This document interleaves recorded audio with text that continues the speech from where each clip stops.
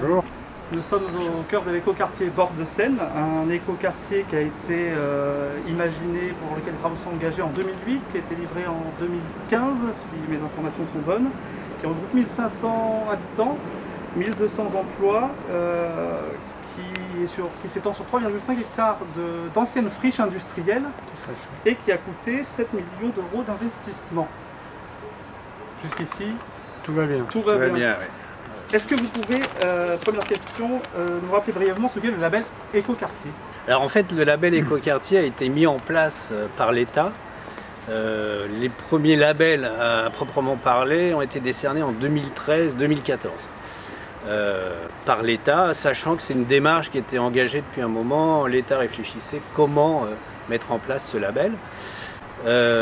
Donc ce label, c'est respecter une vingtaine d'engagements, 20 engagements aujourd'hui, hein, dans différents domaines, que ce soit au niveau des programmes, mixité des programmes, que ce soit au niveau de la biodiversité, de l'énergie, des constructions, des aménagements, etc. Donc ça balaye vraiment beaucoup de thèmes et chaque programme, chaque opération qui veut obtenir ce label doit passer au crible de ces 20 engagements.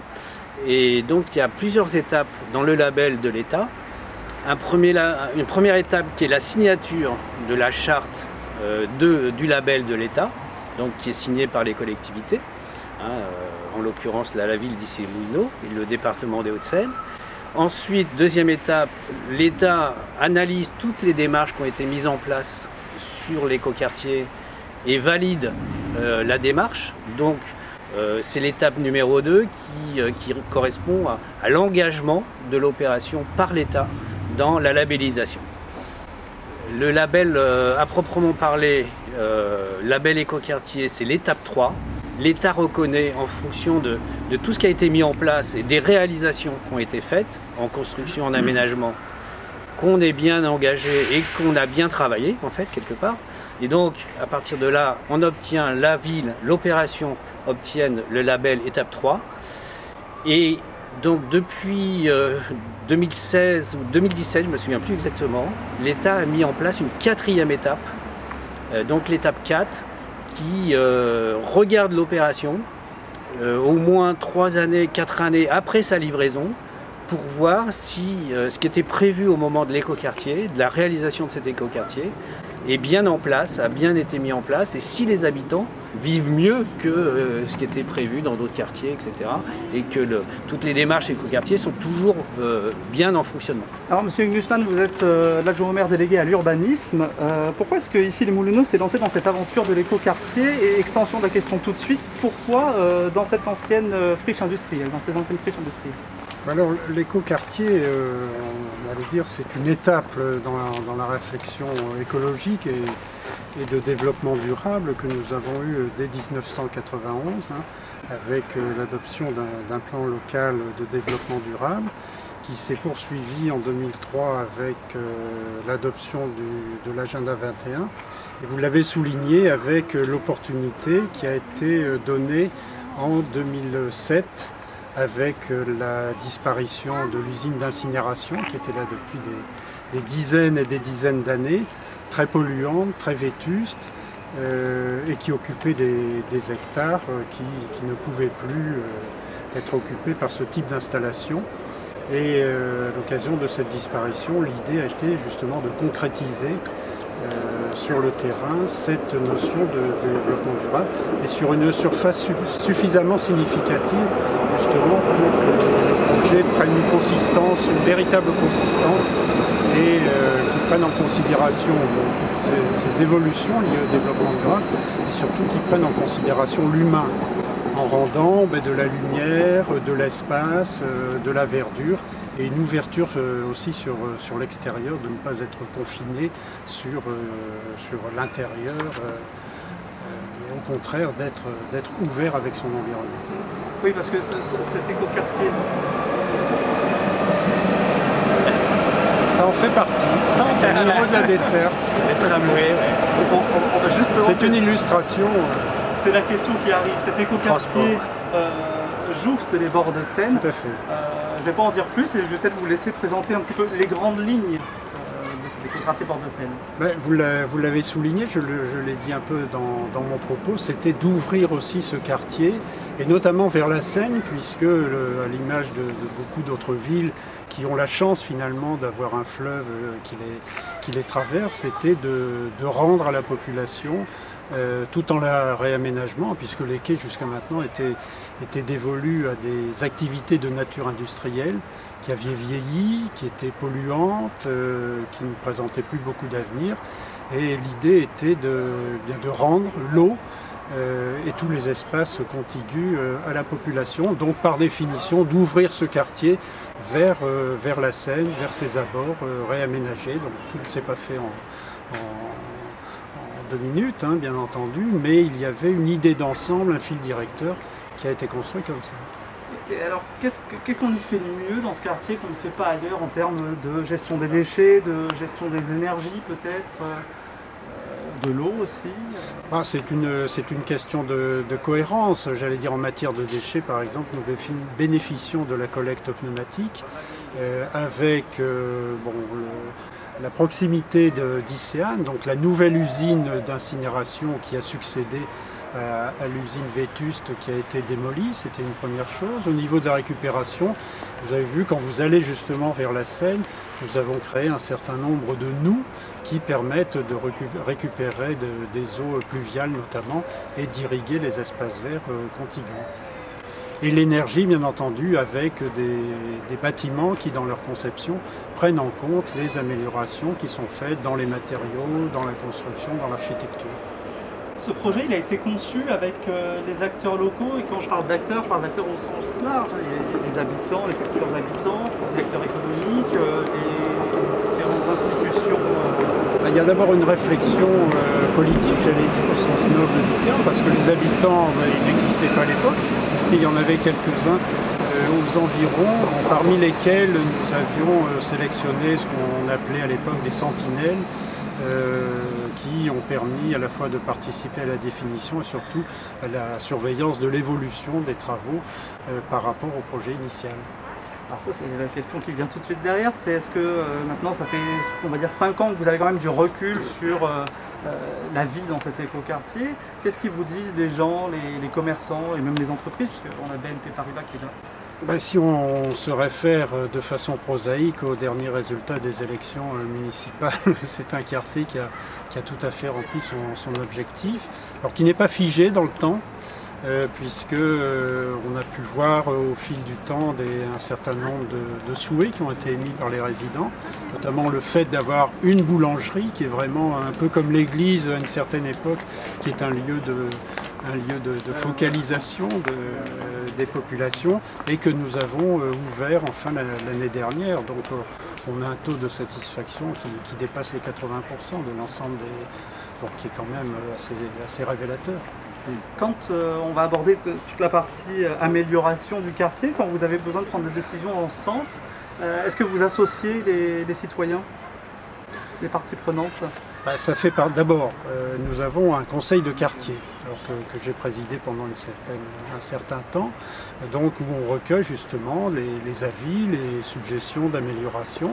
Et puis, comme tout citoyen participant à la vie de la commune, on est très attentif aux remarques, aux observations, aux suggestions qui sont faites par la population. Comme je l'ai dit tout à l'heure, un écoquartier, ce n'est pas quelque chose de figé dans le temps, c'est quelque chose qui évolue forcément, parce que les populations évoluent, les mentalités évoluent, les contraintes environnementales évoluent, et la sensibilisation des gens au développement durable et tout ce qui l'entoure, surtout avec un niveau quand même social assez élevé, font que la ville est invitée fortement aussi à évoluer dans son approche du quartier. Alors quelles sont les prochaines étapes pour le faire évoluer, cet écoquartier? Est-ce qu'il a besoin d'abord d'évolution? Est-ce que vous vous en occupez déjà? Il y a toujours besoin, parce que vous avez toujours une préoccupation des gens quant à l'activité commerciale. Ils y sont très sensibles. Quant au maintien, voire à l'augmentation, quand cela peut se faire, des espaces verts, de la desserte, de la sécurité aussi, parce que quand le quartier est agréable, toute atteinte au sentiment de sécurité que peuvent avoir les gens, et c'est quelque chose à prendre en considération.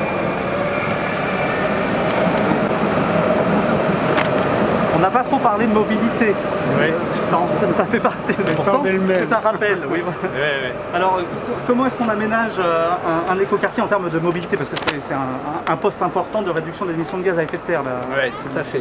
Bah là, le tramway était en place, de toute manière. Alors, il faut imaginer que ces 3,5 hectares de l'usine d'incinération des ordures ménagères de la ville de Paris était un espace complètement clos. Bien sûr, on ne pouvait pas rentrer dans cette emprise pour des questions de sécurité, etc. Donc, vous imaginez, là, dans les cadres des aménagements, on a tout ouvert, notamment en termes de paysage, de vue, etc., ce qui est très agréable.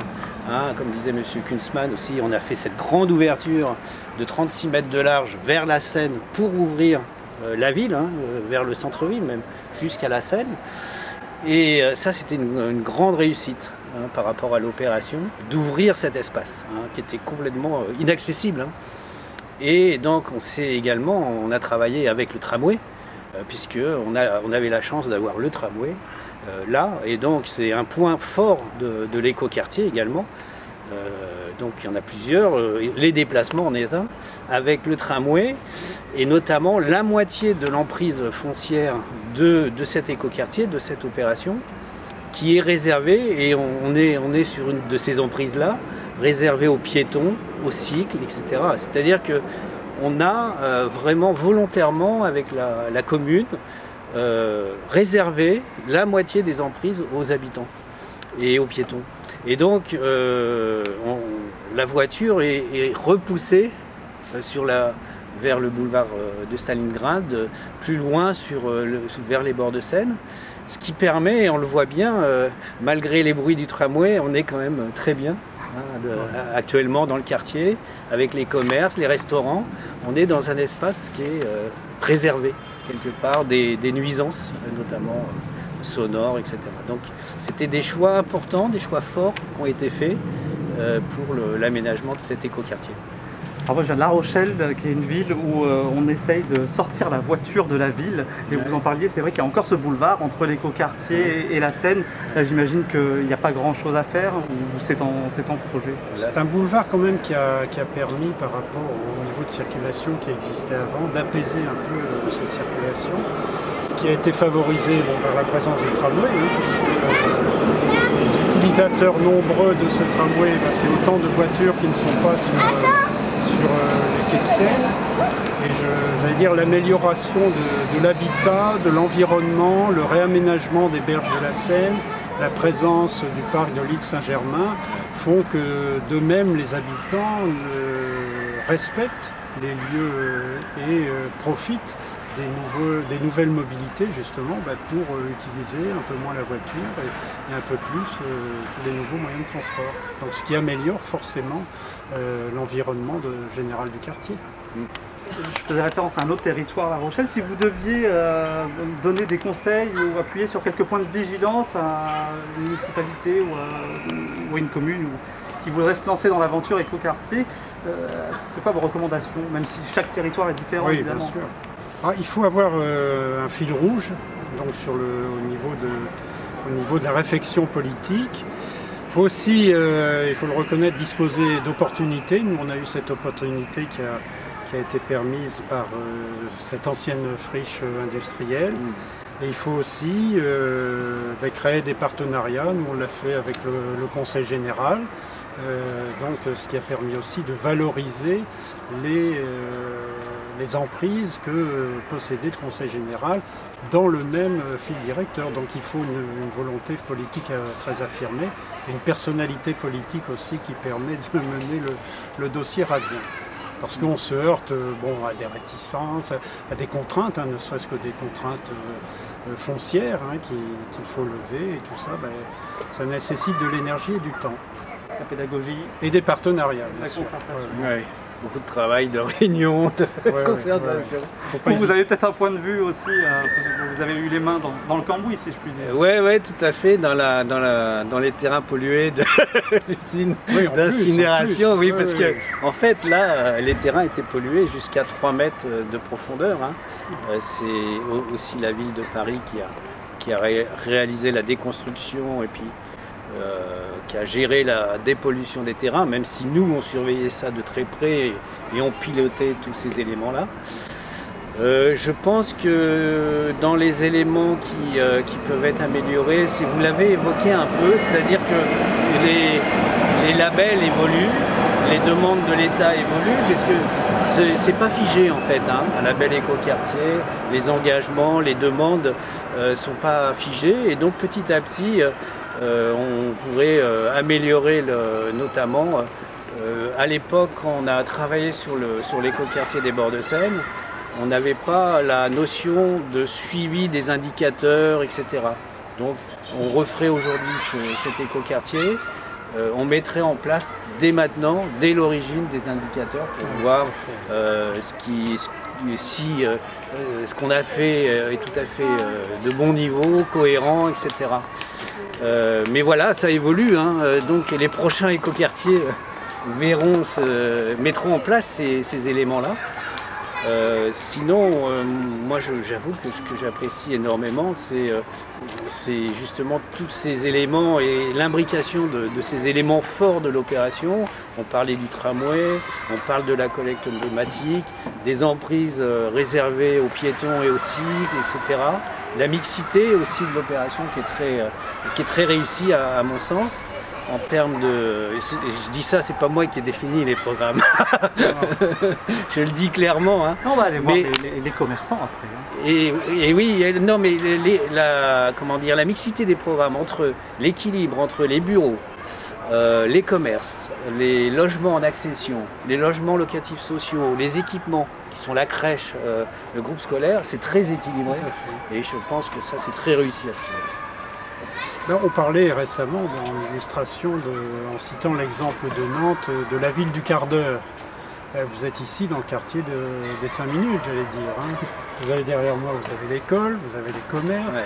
Vous avez l'accès aux espaces verts, aux auberges, une crèche qui se situe à 150 mètres.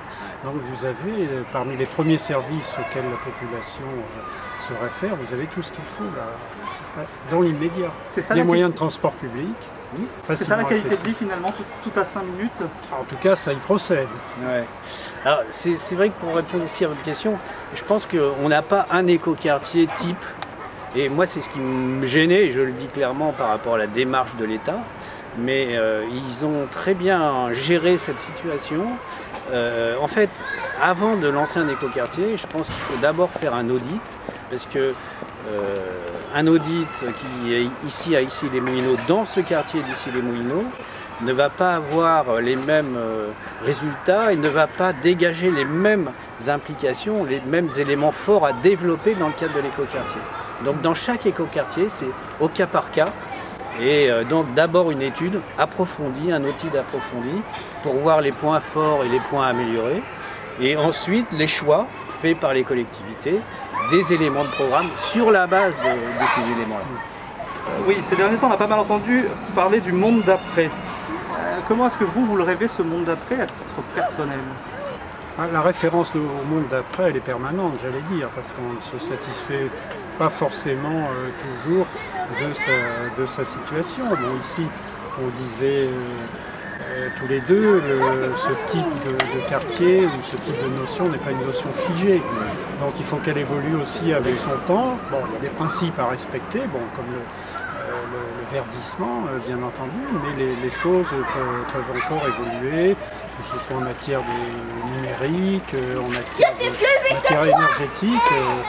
On travaille actuellement sur l'usage de l'hydrogène dans les logements ou de façon générale dans les transports. Donc oui, le monde d'après, on l'évolue de façon positive, de façon optimiste aussi, parce que malgré tout ce qu'on entend, il faut avoir cette démarche première d'optimisme pour faire bouger les choses.